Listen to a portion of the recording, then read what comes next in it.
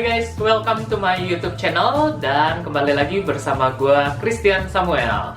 Nah, di seri YouTube gue kali ini gue masih mau bahas seputar dunia rekrutmen, dimana kali ini gue akan bahas 10 hal yang bikin pihak interviewer atau perusahaan ilfeel sama kita. So, check this video. Oke guys, jadi beberapa waktu lalu, tepatnya minggu lalu, gue launch video di YouTube gue terkait 5 hal yang harus dipersiapkan dalam kita melamar pekerjaan. Nah, dari sana, terus kemudian ada beberapa teman, khususnya di Instagram, tanya-tanya nih, apa sih yang kemudian bikin pihak perusahaan itu biasanya kayak mencoret kandidat dari listnya mereka gitu. Nah, gue terus kemudian terinspirasi untuk share ya beberapa hal yang kemudian bikin perusahaan ilfeel ya terhadap kandidatnya. Ya, nah tapi sebelumnya minta tolong kesediaan teman-teman untuk subscribe ya YouTube channel gue ini, dan kemudian juga teman-teman bisa mengklik tanda lonceng sebagai nanti notifikasi ketika sudah ada video terbaru yang diupload di channel YouTube gue. Thank you sebelumnya.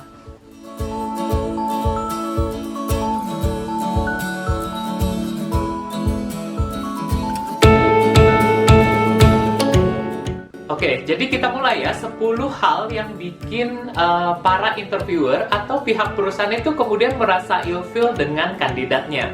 Ya, ini gue rasa informasi yang juga bermanfaat buat teman-teman, khususnya di masa-masa seperti ini di mana banyak banget yang kemudian kita juga cari pekerjaan baru ya, apalagi buat teman-teman yang baru pertama kali melamar pekerjaan dan mungkin nanti dapat undangan interview pertama kali ya. Nah, ini hal-hal yang perlu diperhatikan oleh teman-temannya. Nah, yang pertama apa sih? Yang pertama, ini beberapa teman gua kemudian sepakat juga bahwa paling pertama ini terkait dengan CV atau lamaran yang salah alamat. Nah, siapa tuh ya teman-teman yang seringkali melakukan salah alamat ini ya? Dalam artian ini bisa jadi digital, dalam artian CV lamaran via email ya, ataupun CV lamaran yang berkas asli ya. Kadang-kadang seringkali itu datang ya di mejanya para rekruter ya, perusahaan tempat rekruternya bekerja apa, atau isi lamarannya beda ya. Bisa jadi di amplopnya sudah sesuai ya, jadi amplopnya sudah sesuai, tapi isi di dalamnya surat lamaran kerja Dear HRD PT apa gitu ya, malah berbeda, jadi salah alamat. Nah, teman-teman ya, itu perlu diperhatikan ya hal-hal seperti ini, karena ini melihat keseriusan teman-teman untuk melamar di perusahaan tersebut ya. Kalau teman-teman cuman ya asal apply gitu ya, copy paste dan seterusnya tanpa memerhatikan detail ini, itu juga ada penilaian tertentunya dari perusahaan ya. Jelas bikin ilfeel ya, orang lu mau bekerja di perusahaan A kok gitu, malah lu nulis lamarannya untuk perusahaan B, kan nggak pas jadinya ya.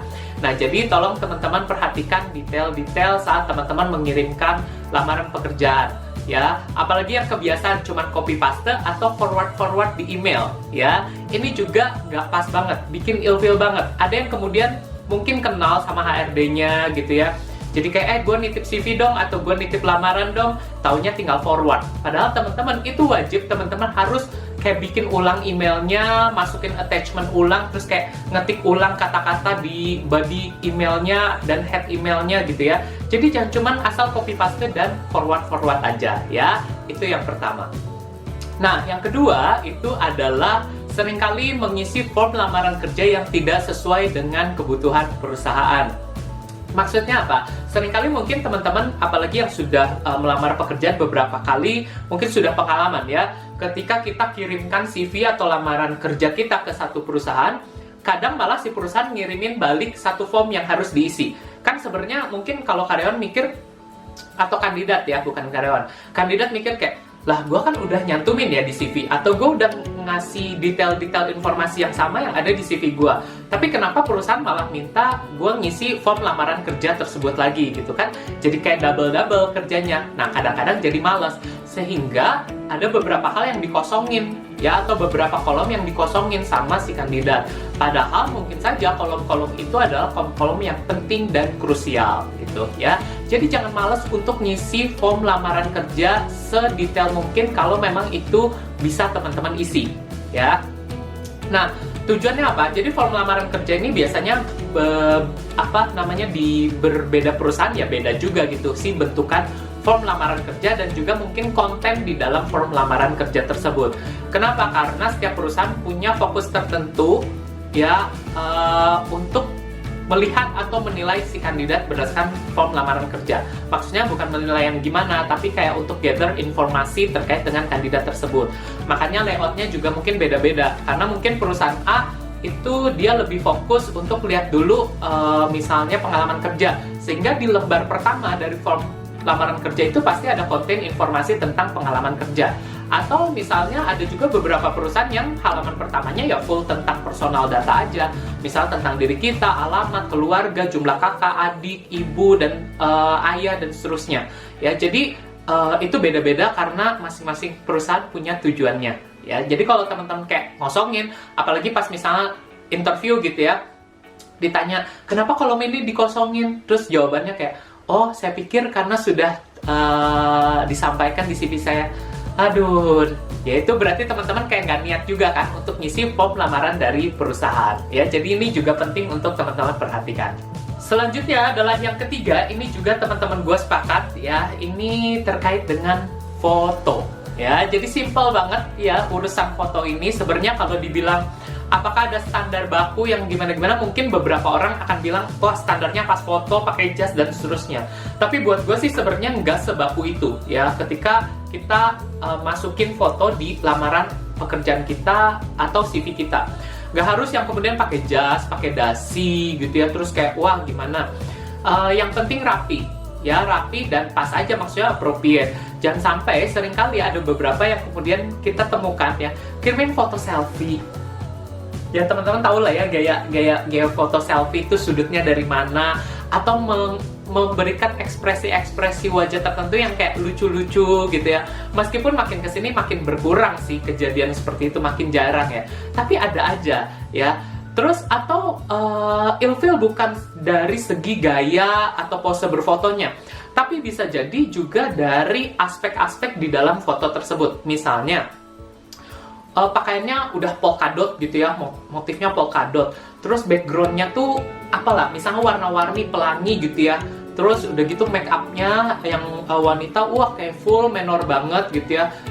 Itu kita kayak lihat fotonya juga mohon maaf ya, kayak agak terganggu ya.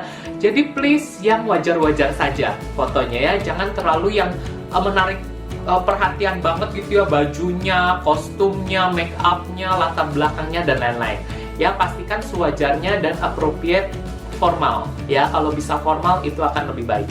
Ya, itu poin yang ketiga. Nah, poin yang keempat adalah seringkali si kandidat ini salah bersikap gitu. Jadi kadang-kadang ada yang kayak mungkin deg-degan atau grogi ya saat interview. Jadi kayak atau kemudian kayak groginya terus canggung lah pokoknya sikapnya. Disuruh duduk malah jabat tangan, atau misalnya diajak berjabat tangan malah ngapain gitu ya. Jadi yang lainnya karena salting, jadinya intinya adalah salting. Yang nggak bisa atau kurang bisa menempatkan diri di situasi formal yang ada, ya kan? Ya kalau kita bilang situasi interview adalah situasi yang formal. Nah, gimana pun seberapa deg-degannya teman-teman harus bisa kontrol diri. Jangan sampai jadi salting, terus kemudian kayak lah diajak salaman malah melakukan hal yang lain gitu kan? Kayak ya siapa sih yang nggak malu gitu ya, apalagi gengsi dong gitu ya, pihak perusahaan udah nyodorin jabatan tangan tuh gitu ya, taunya nggak diwaro sama kandidatnya gitu ya, kan males ya jadinya. Nah itu yang teman-teman juga perlu perhatikan, jangan sampai salting ya. Persiapkan diri dengan baik untuk menghadapi interview. Oke, selanjutnya yang kelima adalah seringkali kandidat itu kurang mengenal perusahaan atau bahkan sama sekali buta tentang posisi yang dia lamar. Ya, padahal ini penting banget, ya. Kan proses interview itu adalah proses yang dua arah harusnya, teman-teman, ya. Dalam artian, jangan sampai teman-teman kadang masih ada yang berpikiran bahwa, wah, saya dinilai oleh perusahaan dan seterusnya. Padahal enggak, teman-teman harus sadari bahwa teman-teman juga punya hak untuk menilai perusahaan, ya. Maka dari itu, proses interview terjadi komunikasi dua arah, ya. interviewer atau pihak perusahaan itu mungkin menanyakan hal-hal tertentu kepada teman-teman, dan teman-teman juga diberikan kesempatan sebenarnya untuk menanyakan hal-hal terhadap perusahaan yang menjadi concern teman-teman. Ya, jadi proses pengenalan itu penting.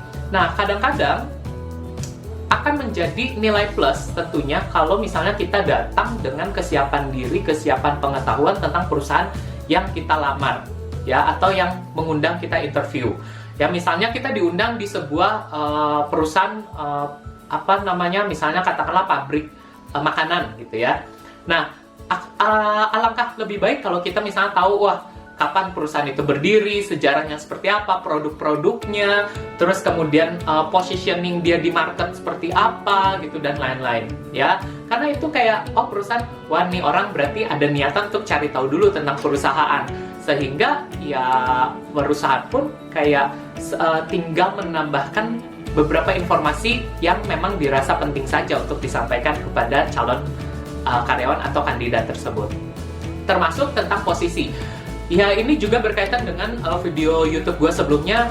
Biasanya karena kita nggak tahu goal kita dalam bekerja mau apa, passion kita di mana. Jadi begitu ada lowongan, pokoknya apply. Ya, dan sudah banyak sekali ya zaman sekarang job title itu beragam. Padahal sebenarnya pekerjaannya sama aja. Ya, misalnya di bidang A gitu ya. Tapi job title-nya bisa beragam, beda-beda setiap perusahaan. Nah, ini kadang-kadang bikin kita bingung, sehingga ya paling males ya kalau ketemu kandidat terus kemudian apa yang kamu ketahui tentang posisi ini, atau kamu sudah dapat gambaran tentang posisi yang kamu lamar, terus jawabannya nggak tahu ya. Nah, jawaban nggak tahu itu kalau bisa dihilangkan. At least seminim apapun teman-teman punya pengetahuan, just try sampaikan beberapa informasi, gali dulu beberapa informasi dan sampaikan apa yang teman-teman tahu. Kalaupun ternyata misalnya nggak pas dengan perusahaan itu, maksudnya informasinya nggak pas, pasti perusahaan akan klarifikasi atau menjelaskan ulang terkait dengan posisi yang dilamar ya. Jadi sebenarnya perusahaan juga nggak akan biarin buta begitu aja, tapi akan dijelaskan oleh perusahaan. Nah, lebih baik tapi teman-teman juga punya gambaran, biar nggak buta-buta banget. Karena kan teman-teman udah jelas ya apply di perusahaan tersebut. Kalau teman-teman buta terhadap posisinya, terhadap perusahaannya, itu akan jadi apa ya, nilai lebih minus dikit lah. Meskipun nggak semua perusahaan kemudian menentukan itu jadi kayak mencoret kandidat ya, nggak juga ya, tapi cukup penting untuk diperhatikan. Nah, yang keenam berikutnya adalah seringkali kandidat ini fokusnya biasanya ada yang ya kalau ditanya gitu ya, bukan ditanya, tapi diberikan kesempatan bertanya. Fokusnya biasanya cuma gaji saya berapa, perusahaan berani bayar gaji saya berapa gitu ya. Udah aja, nggak ada pertanyaan lain. Yang dia pedulikan hanyalah gaji. Nggak peduli mau kerjaannya kayak gimana, penempatannya di mana, jam kerja seperti apa, pokoknya dia pedulinya cuma sama gaji. Nah, buat beberapa orang ya, khususnya termasuk saya juga, kayak ini orang sebenarnya apa yang dicari dalam pekerjaan ya? Apakah jangan-jangan motivasinya hanya uang saja ya? Memang ya tidak munafik ya. Kita namanya kerja ya kita cari uang gitu ya. Tapi teman-teman di balik cari uang itu teman-teman harus kayak memperkaya diri teman-teman. Cari pekerjaan yang bisa develop diri teman-teman, bisa menambah skill, pengetahuan, kemampuan dan seterusnya, pengalaman. Ya, jadi jangan fokus cuman kayak begitu tanya, oh gajinya berapa gitu. Ya, atau ada kandidat-kandidat yang fokusnya itu pada kesibukan kerja. Di sini jam kerja seperti apa, sering lembur apa enggak dan seterusnya. Ya, nah, ini udah dua kombinasi nih ya. Pedulinya cuman sibuk apa enggak, terus gajinya berapa. Ya. Nah, ini akan memperlihatkan seberapa teman-teman akan nanti komitmen dengan perusahaan, seberapa teman-teman akan bertanggung jawab terhadap pekerjaan di perusahaan, akan menentukan juga mungkin nanti teman-teman motivasinya gampang hilang apa enggak nanti di perusahaan, dan banyak hal lainnya yang akan menjadi pertimbangan. Nah, jadi kalau misalnya pas di awal-awal ya, fokusnya udah cuma soal gaji dan sibuk apa enggaknya, halo, kerjaan mana yang nggak sibuk gitu ya, semua pekerjaan itu pasti sibuk ya. Jadi jangan cari pekerjaan yang nggak sibuk, karena justru mungkin kan kalau misalnya teman-teman nemu pekerjaan yang nggak sibuk, ya nggak tahu ya, mungkin teman-teman juga experience-nya akan lebih sedikit dan grow-nya akan lebih sedikit dibandingkan yang teman-teman takuti pekerjaan sibuknya, ya. Itu yang keenam. Yang ketujuh adalah sombong. Nah, ini seringkali ditemukan juga pada banyak kandidat dimanapun, ya. Meskipun nggak semua kandidat ya, tapi kita paling ilfeel ya atau paling males itu kalau ketemu kandidat yang wah mengagung-agungkan dirinya, wah pernah terlibat dalam proyek apa, dia punya keberhasilan dan mana dan seterusnya. Wah pokoknya luar biasa banget lah. Semua fokus tentang dirinya sendiri ya, dan tentang pencapaian dirinya. Semua fokusnya pada dia ya, dia. Wah malah kayak lagu gitu ya. Nggak, tapi memang fokusnya seringkali ada yang fokus orang pada diri sendiri. Padahal mungkin kerjanya secara tim, ya. Atau mungkin saja dia hanya terlibat dalam tim, tapi sebenarnya ya bukan dia yang berhasil menyukseskan, tapi dia terlibat dalam prosesnya saja gitu. Ya kadang-kadang ada orang yang memanfaatkan beberapa situasi untuk mengagung-agungkan dirinya, padahal setelah dicek yang nggak so-wow itu juga. Nah ini yang bikin paling males gitu ya. Dan kelihatan ya vibes-nya kalau orang sombong gitu ya, arogan, congkak gitu, wah pas interview juga kerasa tuh vibes-nya dari cara dia duduk, cara dia bicara, cara dia bersikap dan seterusnya itu kelihatan banget. Nah itu kadang-kadang bikin ilfeel bagi perusahaan. Apalagi kalau teman-teman apply-nya untuk posisi-posisi yang luar biasa, tapi sebenarnya kalau bilang pengalaman itu minim banget, tapi udah sombongnya luar biasa. Aduh, itu nggak banget deh gitu ya. Jadi kurang-kurangi ya, hati-hati. Boleh saja untuk kita mengeksposure pengalaman kita, keberhasilan kita, tapi jangan sampai kemudian jatuhnya jadi lebay dan kemudian jadi terlalu sombong ya. Nah itu yang perlu diperhatikan. Nah berikutnya yang ke-8 adalah seringkali ini kandidat ini belum apa-apa nggak disiplin. Terus udah gitu intinya kurang bisa menempatkan diri dengan baik. Ya misalnya diundang interview jam berapa, misalnya jam 8 ya biasanya gitu ya. Wah, nggak ada kabar, nggak ada informasi apa-apa, nggak ada konfirmasi juga sebelumnya.